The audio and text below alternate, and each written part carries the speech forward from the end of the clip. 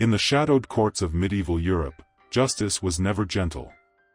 It was carved into flesh and bone, displayed on wooden scaffolds before the eyes of the people.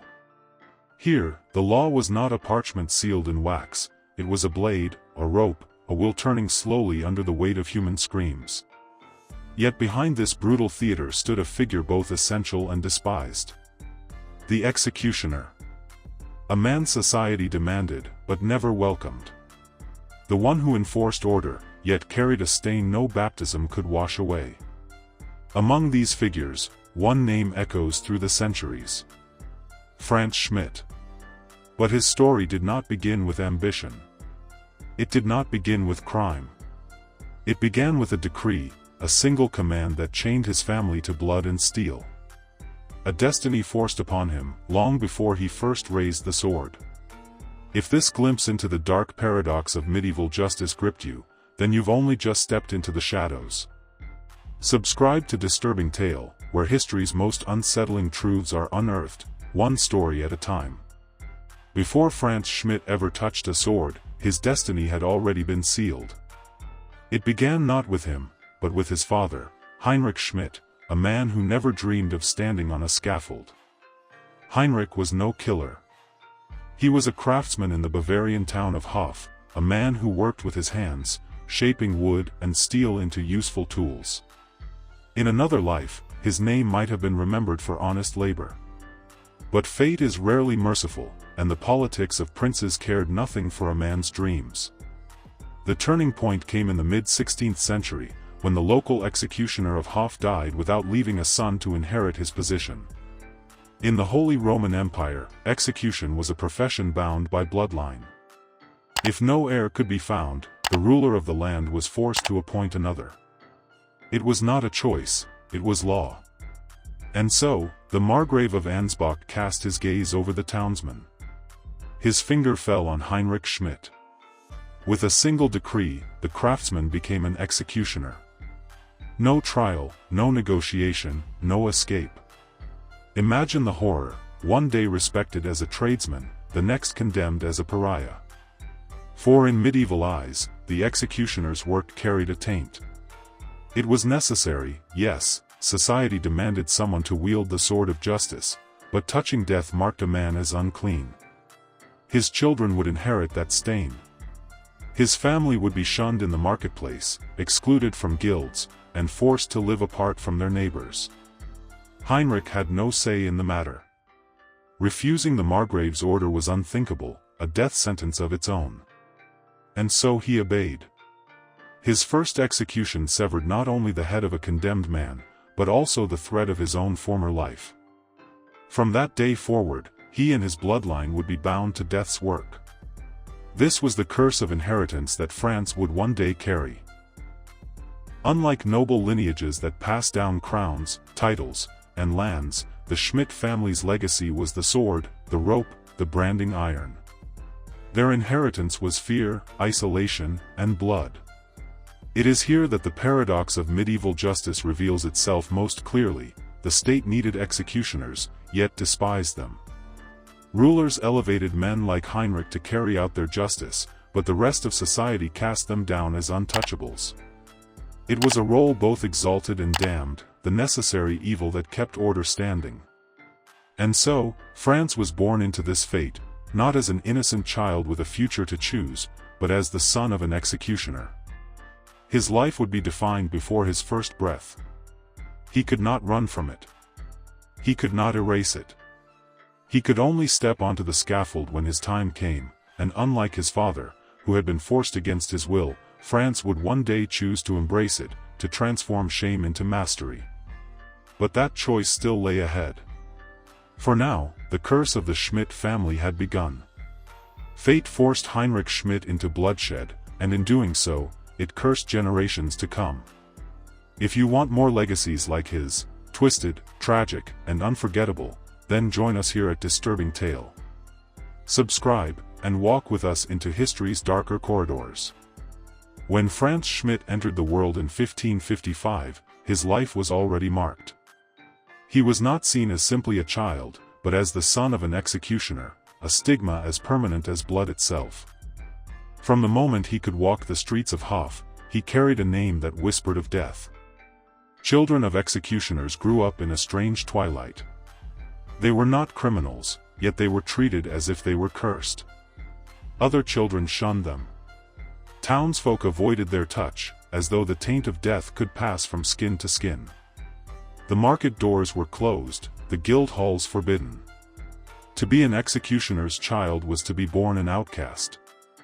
And yet, society would not let them go. The law ensured the cycle continued. Just as Heinrich Schmidt had been forced into the role, so too was Frantz expected to inherit it. The rope and sword were not choices, they were obligations, as binding as iron shackles. Some tried to escape this destiny. Sons of executioners would sometimes flee to distant towns, hoping to blend into anonymity, to take up farming or craftsmanship under a false name. But discovery was always a risk. If their heritage was revealed, suspicion followed, and the stain of the executioner's blood dragged them back toward the scaffold. Frantz did not flee. Unlike others who sought freedom in obscurity, he grew determined to master the role that had been thrust upon him. Where others saw only shame, he saw a craft. He studied the tools of his father's trade, not as instruments of cruelty, but as extensions of precision. Heinrich, unwilling at first to accept the curse, still passed down knowledge to his son. He taught Frantz how to hold the executioner's sword, how to steady his breath, how to strike clean and sure. For one truth haunted every headsman: a single failed stroke could turn justice into torture, transforming order into chaos. Skill was the only shield against dishonor. But Frantz went further than simple practice. He sought out forbidden knowledge, studying human anatomy in secret. He learned where veins lay, how muscles worked, how the spine curved, not for healing, but for death delivered swiftly. He turned execution into a discipline, almost an art, where precision meant mercy, and hesitation meant horror. Still, behind every lesson lay the weight of inevitability. Frantz knew the day would come when he would have to step into the square, not as a child watching from shadows, but as the executioner himself. The faces of the crowd would stare at him, measuring his worth in steel and blood. This was his inheritance, not land, not wealth, not honor. Instead, a legacy forged by decree, sharpened on the blade of necessity. And though he had not yet stood upon the scaffold, the path was clear. The boy who had been born under the curse of blood would one day take his father's sword, and in doing so, accept the destiny from which there was no return. Born into shame, Frantz Schmidt could not escape his family's curse. But instead of running, he chose to perfect it. If you want to follow stories where destiny drips in blood and shadow, then subscribe to Disturbing Tale, the place where the past refuses to stay buried. The morning of May 1, 1573 broke cold and grey over the city of Bamberg. The cobblestone square stirred with uneasy anticipation as townsfolk gathered, drawn by the grim spectacle of justice. For them, it was not merely punishment. It was theater, ritual, and warning, a lesson written in blood. At the center of the square stood the scaffold, stark against the pale sky. Upon it, a condemned thief awaited his fate, shackled and trembling. His eyes darted toward the crowd, searching desperately for mercy he would never find. And beside him stood a boy of 19. Frantz Schmidt. The weight of his father's sword rested in his hands, the polished steel glinting in the muted light. It was more than a weapon, it was the symbol of his inheritance, the tool of his destiny. His heart pounded beneath his ribs, but his face remained still. The crowd had come not only to see justice done, they had come to judge him. This was no ordinary moment. It was a trial of blood. The first execution of a young headsman determined whether he was worthy to wear the title. A clean stroke would bring honor, or at least competence. A failed blow, one that left the condemned writhing in agony, would bring only shame. The air thickened as the thief was led forward, forced to kneel before the block. Silence fell over the square. Even the restless murmurs of the crowd died away, leaving only the sound of chains and the thief's ragged breathing. Frantz gripped the sword tighter. He had rehearsed this moment countless times, in practice and in imagination. He knew where the blade must fall, the angle, the force. Yet now, standing before a living man, practice seemed like smoke in the wind. He lifted the sword. The crowd held its breath. In that instant, the boy ceased to exist. Only the executioner remained. The blade fell in a single decisive stroke. The sound was sharp, final. The thief's body crumpled, the head severed cleanly from the neck. Blood darkened the wood of the scaffold, but there was no scream, no struggle, only silence. A murmur rippled through the crowd, not of outrage, but of grim approval. The young man had done his duty, and done it well. With that stroke, Frantz Schmidt had crossed a threshold from which there was no return. For the condemned thief, it was the end of life. For Frantz, it was the beginning. He stepped down from the scaffold that day no longer merely the son of an executioner. He was now the executioner himself, bound to the sword, bound to the role, bound to the strange paradox of being both servant of justice and outcast of society. One life ended, and another life began, forged not in freedom, but in blood. One stroke ended a thief's life, and began Frantz's own. These are the turning points that shaped history, moments soaked in fear and finality. For more tales that disturb and define the human story, subscribe to Disturbing Tale, where the scaffold never sleeps. The thief's headless body had barely cooled when the course of Frantz Schmidt's life became irrevocable. On that gray morning in Bamberg, a single stroke of the blade did more than carry out a sentence. It sealed his identity. Frantz was no longer simply Heinrich Schmidt's son. He was the executioner, marked, condemned, and indispensable.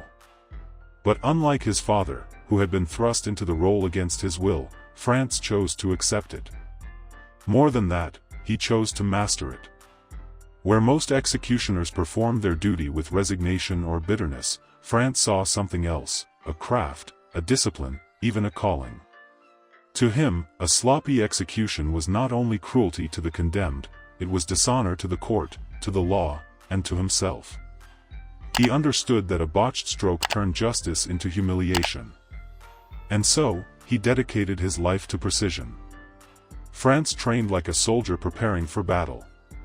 He practiced the sword until his arms burned. He studied the human body with the eye of an anatomist, memorizing muscles, joints, and veins. He learned how to break bones cleanly, how to wield the branding iron, how to strangle swiftly. To others, these were tools of horror. To Frantz, they were instruments of order. Yet he carried more than weapons into his profession. He developed methods to manage the condemned, speaking to them calmly, steadying their fear, ensuring their final moments passed with as much dignity as death could allow. In a world where most executioners were despised as butchers, Frantz sought to be something different, a professional. For 44 years, he served as the sword of justice in Nuremberg, performing more than 394 executions and over 350 corporal punishments. Thieves, murderers, arsonists, and heretics all met their fate at his hands. Each act was recorded with meticulous care in the journals he kept, journals that survive to this day, offering a rare window into the mind of a man bound to death. Through his steady hand and relentless discipline, Frantz Schmidt became both feared and respected. The people who shunned him still relied on him. The courts who despised his family still depended on his blade. He existed in the paradox of medieval justice, necessary yet untouchable, servant yet pariah. But unlike so many executioners before him, Frantz carried himself not as a broken man crushed by his role, but as one who had chosen to elevate it. His curse became his craft. His stigma became his legacy. And when at last he laid down his sword, he did so not as an anonymous figure lost to history, but as one of the most notorious executioners of Europe, remembered not only for the lives he ended, but for the strange dignity with which he wielded the blade. The boy who had once trembled before a thief in Bamberg had become the master of death itself. For 44 years, Frantz Schmidt carried out justice with steel and silence, transforming a curse into a legacy. His story is one of many that history tried to bury beneath dust and dread. But here at Disturbing Tale, we bring them back to life. Subscribe now, and step with us into the darkness.